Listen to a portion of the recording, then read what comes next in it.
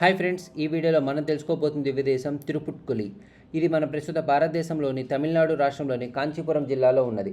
భగవద్ రామానుజుల వారు 8 సంవత్సరాల పాటు యాదవ ప్రకాశులనే గురువు వద్ద వేదాంత విద్యను అభ్యసించినది కంచి వద్దనున్న ఈ క్షేత్రంలోనే. ఆ తర్వాత వారు కాంచీపురానికి వెళ్ళిపోయారు. ఇక్కడ స్వామి విజయ రాఘవ పెరుమాళ్, అమ్మ మరకతవల్లి తాయార్ విజయకోటి విమానంలో వేంచేసి ఉన్నారు. వనవాస కాలంలో పంచవటిలో 2.5 సంవత్సరాలు సీతారామ లక్ష్మణులు కుటీరం నిర్మించుకుని ఉన్నారని శ్రీరామాయణం చెప్పింది. ఆ చివరి సమయంలో మాయలేడి వల్ల మోసపోయి సీతారావణుడి బారిన పడి లంక చేరినది. ఆమెను రక్షించాలని ప్రయత్నించిన జటాయువుకు రెక్కలు త్రుంచేశాడు ఆ రావణుడు. సీతను వెతుక్కుంటూ వచ్చిన శ్రీరాముడు కొన ఊపిరితో ఉన్న జటాయువును చూశాడు.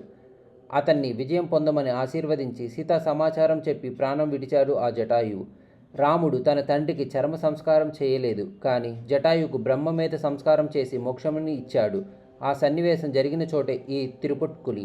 దశరథుడితో సమానంగా రామునుడు పక్షిని ఆదరించాడు. అందుకే వైష్ణవ సంప్రదాయంలో జటాయువును జటాయు మహారాజు గారంటారు.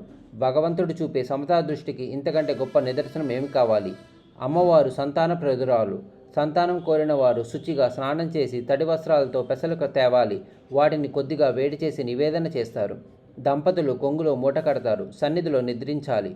3 రోజులు ఆ పెసలు మొలకలు సత్సంతానం కలుగుతుంది అని చెబుతారు. ఇలాంటి మరిన్ని స్టోరీస్ తెలుసుకోవడానికి మన ఛానల్ని సబ్స్క్రైబ్ చేయండి. ఈ వీడియో మీకు నచ్చినట్లయితే లైక్ చేసి షేర్ చేయండి. Thank you guys.